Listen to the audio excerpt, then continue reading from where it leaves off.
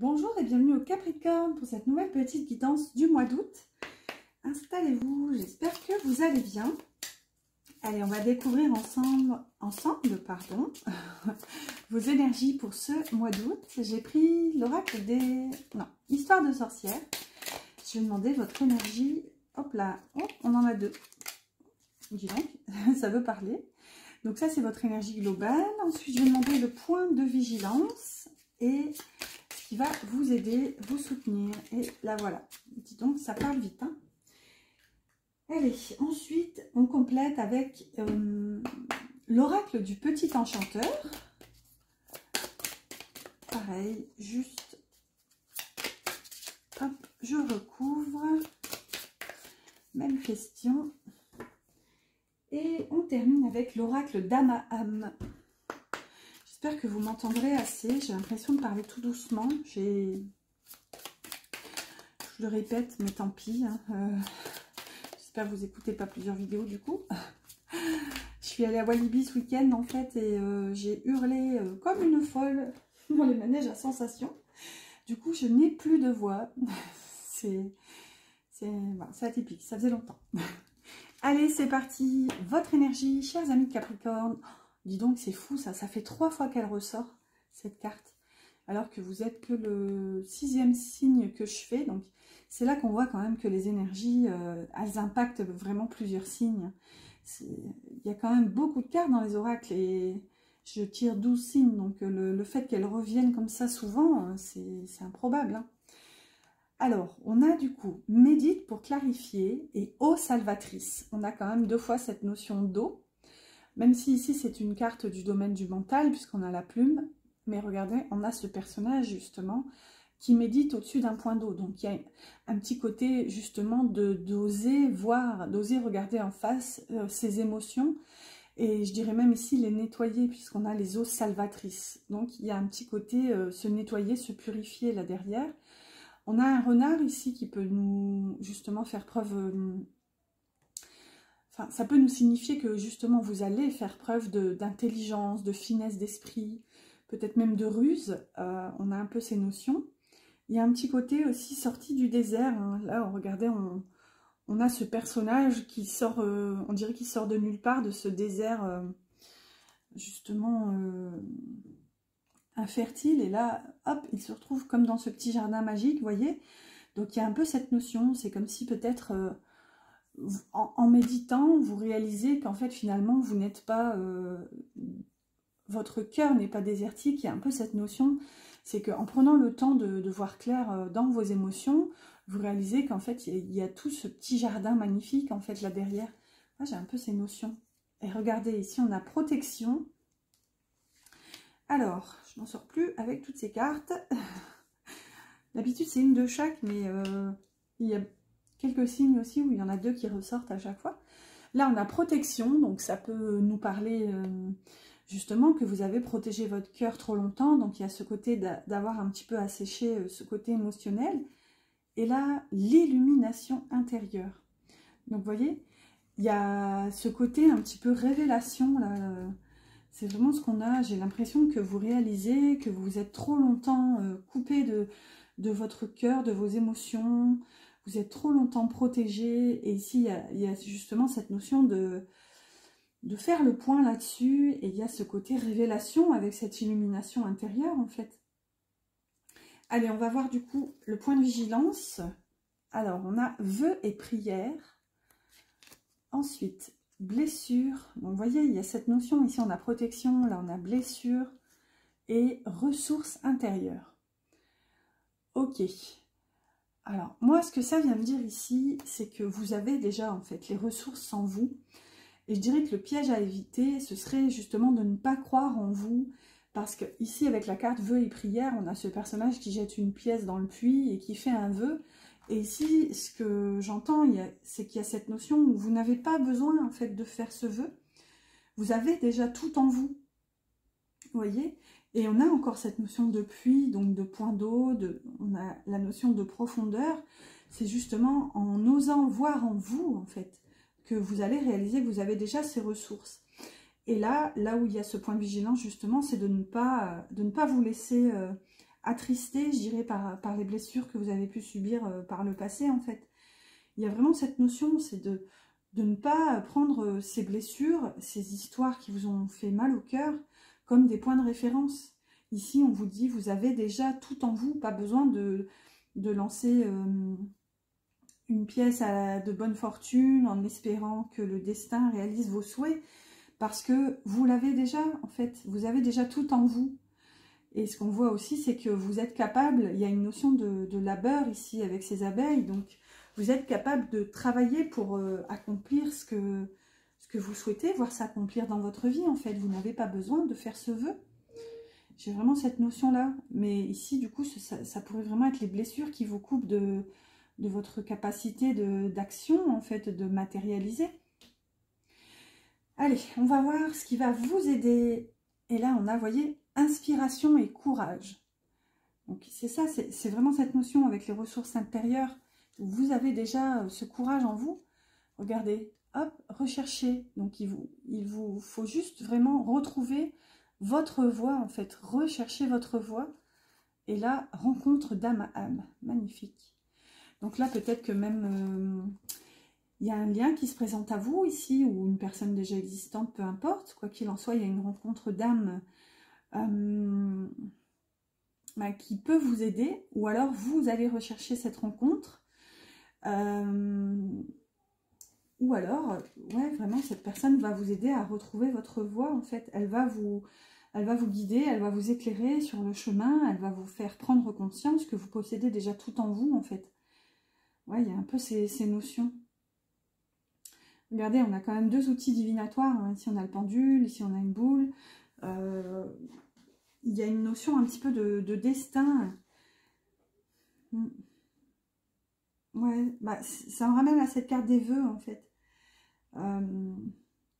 Vous allez chercher, en fait, vous allez chercher comment agir, comment, justement, matérialiser cette force que vous avez déjà. Et, ouais, peut-être même une rencontre d'âme, ici. Allez, on va continuer avec un tarot et un Lenormand. J'espère que cette guidance, pardon, je commence à bugger. Ah là là, j'espère que cette guidance vous plaît et vous parle jusqu'à maintenant. N'hésitez pas du coup à liker si c'est le cas, moi ça m'encourage. Et merci d'ailleurs, merci pour tout. Vos likes, vos abonnements, vos petits commentaires. N'hésitez pas. Allez, on continue pour la partie un petit peu plus générale qui traite matériel. J'ai pris, je vais prendre une carte de l'oracle des moments mystiques, dont j'ai fait la présentation d'ailleurs si vous intéresse. Et on a Lorelei. Lorelei, la petite sirène. Alors, avec Lorelei, il y a cette notion justement... si mes souvenirs sont bons dans le petit livret, c'est que justement cette sirène, en fait, si vous voulez, elle a le pouvoir de... Il y a un petit côté exploration, en fait. Vous voyez, elle tient l'ancre de ce bateau. Vous voyez comme elle est immense hein, par rapport au bateau et à tout cet équipage. Donc, il y a un peu cette notion qui sont... comment dire, qui sont livrés à son bon vouloir, en fait. Et il y a clairement cette notion. Si elle le voulait, elle pourrait tirer sur l'ancre et les empêcher de partir. Enfin, il y a clairement une notion d'exploration. Je vais voir les mots-clés. Parce que là, du coup... Alors, c'est la 31. Il est tellement mystique, cet oracle, comme son nom l'indique, que parfois les mots-clés sont pas forcément... enfin, ça saute pas forcément aux yeux par rapport à la carte. Vous voyez, on a pouvoir, responsabilité, destin et grâce. Oui, il y a une notion... Alors, que va décider la sirène? Elle a subi de grandes pertes dans sa vie personnelle. Continuera-t-elle le cycle des souffrances ou laissera-t-elle la grâce et la guérison apaiser les eaux? Vous voyez? Pouvoir, responsabilité. Donc il y a une notion justement d'aller explorer aussi en fonction de comment elle accepte d'incarner ce pouvoir en fait qui lui est confié. Est-ce que vous allez explorer et laisser aussi les autres explorer? Il y a un petit côté un peu libération là derrière. Hein. Peut-être que vous retenez à quelqu'un quelque chose. Et il y a cette notion de les empêcher d'aller explorer quelque chose. Hein. Ça peut être ça. Alors, je sais que mes guidances sont plutôt bisounours d'ordinaire, mais ma foi, même si je suis bisounours, quand je vois quelque chose, je le dis. Donc là, peut-être qu'il y a vraiment quelque chose auquel vous vous accrochez, que vous refusez de laisser partir. Alors que vu la grandeur du personnage, vous êtes clairement en capacité d'aller explorer autre chose en fait. Allez. Alors, avec l'Aurélie, on a un page de bâton et l'arbre. Donc, vous voyez, on a cette notion d'exploration encore, hein, avec cette loupe géante ici, avec ce page de bâton qui a envie, en fait, hein, d'aller explorer ce qu'il passionne, d'aller explorer sa créativité, d'explorer de nouveaux chemins. Il a envie d'aller voir de plus près, là, il y a quelque chose qui l'appelle. Ici, avec l'arbre, ça peut concerner justement une forme d'ancrage. Donc là, si on est dans le professionnel, ce serait une proposition qui peut vous être faite, que vous avez envie d'aller explorer et qui vous permettrait justement de gagner en ancrage, en stabilité, en force. En fait, il y a ces notions. C'est peut-être dans le médical d'ailleurs, puisque l'arbre, c'est aussi la guérison dans le normand. Ou voilà, peut-être que vous allez explorer... zoomer sur vos blessures et essayer de les apaiser, de les guérir ici. Ensuite, on a le pendu et le serpent. Donc, vous voyez, il y a bien un blocage, un attachement ici. Vous êtes... enfin, pour moi, il y a vraiment quelque chose ici qui ne vous est pas forcément bénéfique, en fait. Parce qu'on a quand même le serpent avec le pendu, donc... C'est comme, normalement, le pendu, c'est un sacrifice consenti, en fait. C'est vraiment, c'est le personnage qui décide de prendre ce temps, peut-être même pour explorer les choses sous un autre angle. Mais le pendu, s'il veut, il peut se libérer.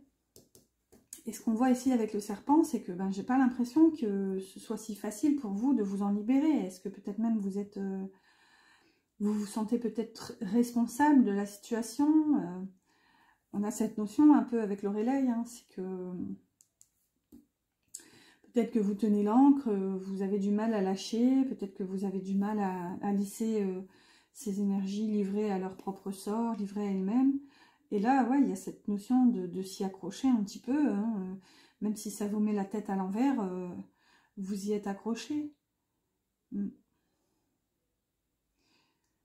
Ouais, avec le serpent, c'est pas top pour vous, pardon, décidément. Ouais, ici avec le 7 de Pentacle et les jardins. Donc le 7 de Pentacle, ça nous parle d'une énergie de patience ici, de quelque chose qui est en train de pousser, de germer, quelque chose qui vous demande du temps, qui vous a pris du temps. Avec les jardins, ça peut concerner la vie sociale, c'est vraiment l'entourage, la communauté, le jardin. Donc, est-ce que justement, je dirais qu'il y a une certaine...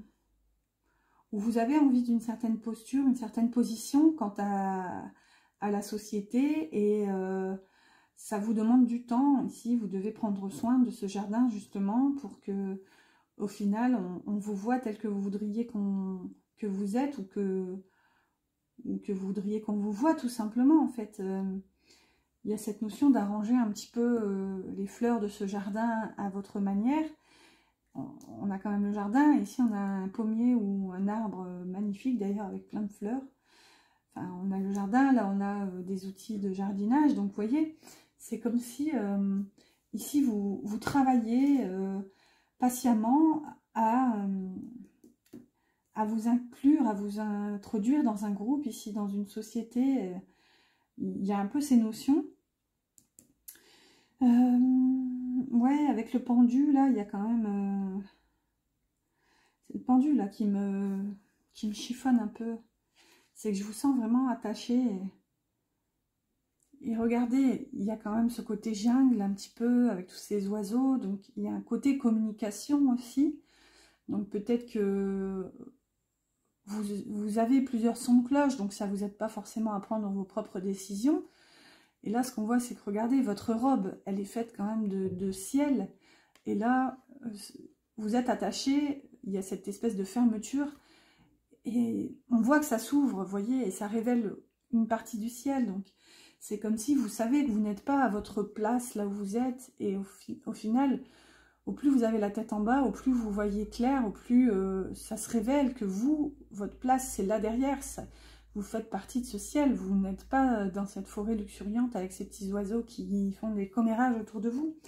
Vous voyez, il y a vraiment cette notion, un entourage pas forcément bienveillant là. Allez, bon, j'espère que ça vous parle. Parfois, c'est un petit peu plus difficile à entendre, je le conçois. J'espère que c'est pas... que ça reste quand même doux pour vous et que ça vous aide, quoi qu'il en soit. Allez, on va compléter pour le côté un peu plus concret avec une carte du petit oracle de la mission de vie. Je demandais ici un petit conseil pour vous, si vous aviez une interrogation. Alors, sois ouverte ou ouvert à recevoir de l'aide. Ne porte pas tout sur tes épaules, tu as aussi besoin d'être accompagné, guidé et conseillé dans ta mission. Les choses peuvent être plus simples qu'elles ne le sont si tu t'ouvres à l'aide que l'on pourrait t'apporter. Accueille-la. Vous voyez, ici, vous pourriez recevoir une main tendue. Et là, il y a cette notion justement d'oser la saisir. En fait, vous n'êtes pas seul. Et même s'il y a un entourage pas forcément bienveillant par rapport à vous, là, il y a peut-être quelqu'un qui va débouler de nulle part pour vous aider. Et pourquoi pas, j'ai envie de dire. Allez, on passe à la partie sentimentale. Je vais prendre une carte pour vous et une carte pour la personne de votre cœur, que vous soyez en couple ou célibataire. En général, on a quand même une personne dans le cœur. Et s'il n'y a personne, ma foi, c'est peut-être la personne qui est en chemin. Donc là, c'est vous et là, c'est la personne. Alors, ensuite, je complète avec l'oracle des cœurs vaillants.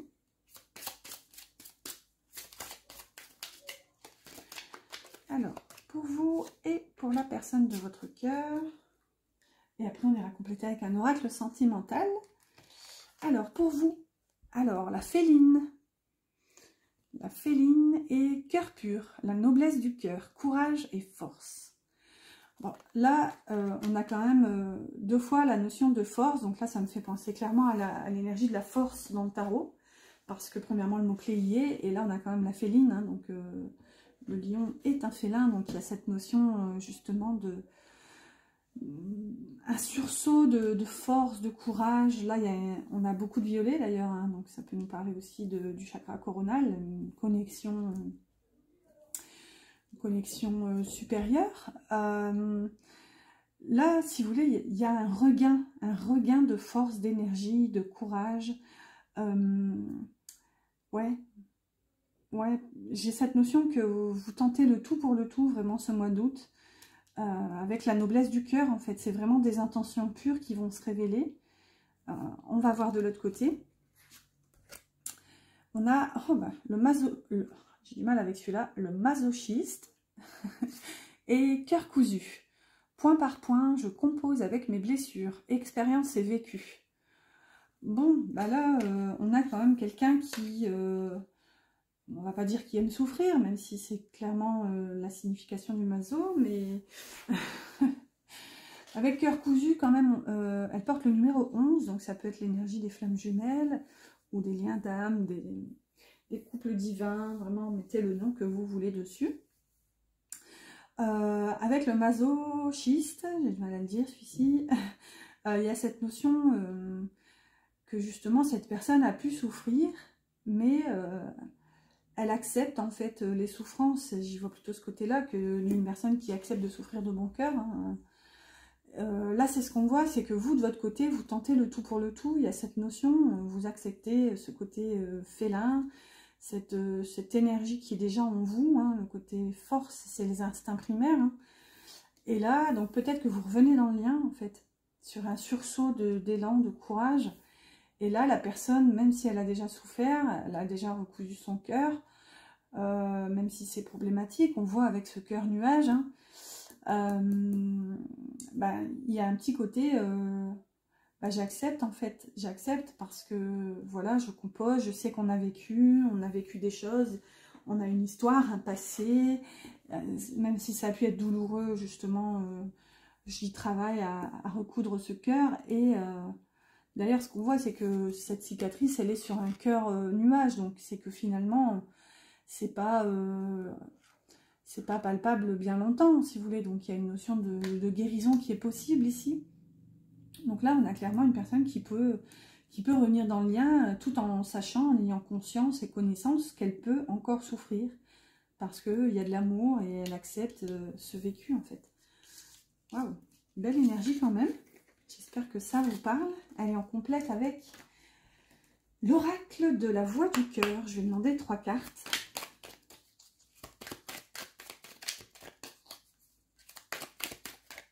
Alors, 1, 2, hop, hop, et on va garder celle-ci. Alors, c'est le bazar sur la table. Ici, on a l'envie, donc une petite notion peut-être de jalousie. On va voir. Là, on a les enfants, la solitude. Ensuite, on a la renaissance et la honte qui sont tombées ensemble. Et la pensée.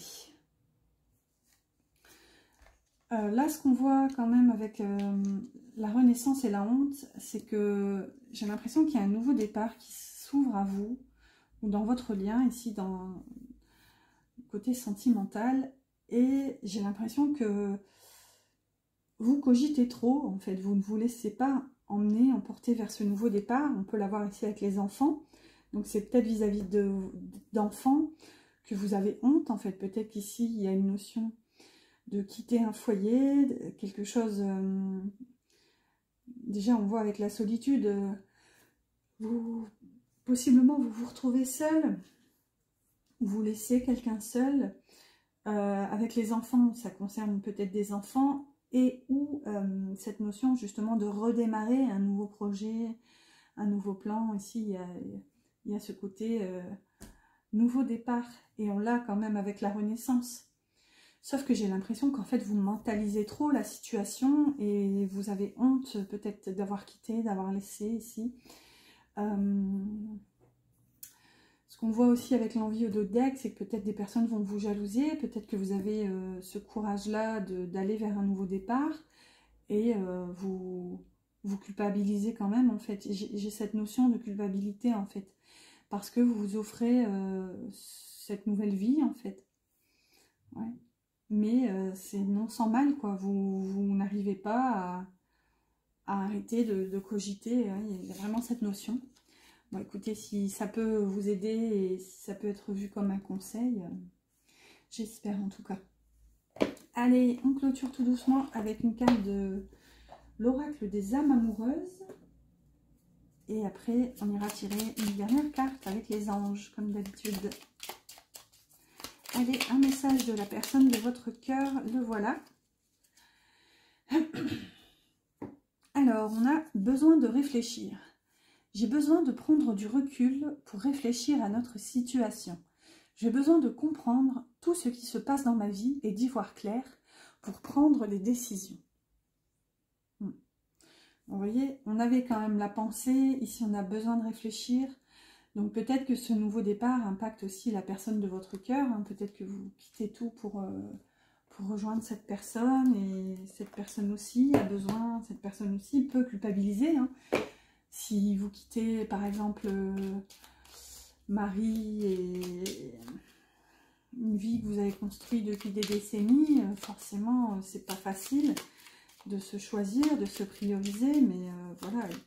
Écoutez votre cœur, faites vos choix en votre âme et conscience. Et voilà, si en tout cas, ce pourrait être mon conseil, c'est ne vous perdez pas dans la culpabilité. tant que vos choix sont faits dans l'amour et non dans la peur, je veux dire, vaut mieux faire le choix de tout quitter par amour que de rester par peur, vous voyez. Enfin, il y a un peu... Enfin, moi, c'est un petit peu ma philosophie de vie, quoi. C'est que... j'allais dire, on n'a qu'une vie, mais non, parce que dans ma vérité, je crois en la réincarnation. Mais tant qu'à faire, il faut quand même profiter de celle-ci, puisqu'on y est. Allez, avec les anges, on a inspiration. Une nouvelle idée émerge comme un doux murmure à l'intérieur de ton cœur. Écoute et agis. Suis l'inspiration venue de là-haut. Waouh! Waouh! Et c'est un peu ce qu'on avait... alors, je sais plus... ah ouais, sois ouverte à recevoir de l'aide avec la mission de vie. Vous voyez, j'ai l'impression que vous êtes vraiment soutenu ce mois d'août. Là, vous n'êtes pas seul. Profitez-en parce que vous allez recevoir plein de petits coups de pouce du destin, entre guillemets. Voilà, bah écoutez, j'espère que cette guidance vous a plu, j'espère qu'elle vous a parlé. N'oubliez pas mes petits pouces si c'est le cas, moi ça m'encourage et merci d'ailleurs, merci pour tout. Et n'hésitez pas à vous abonner aussi, tout ce qui finit en « et ». Je vous dis à bientôt pour une prochaine guidance.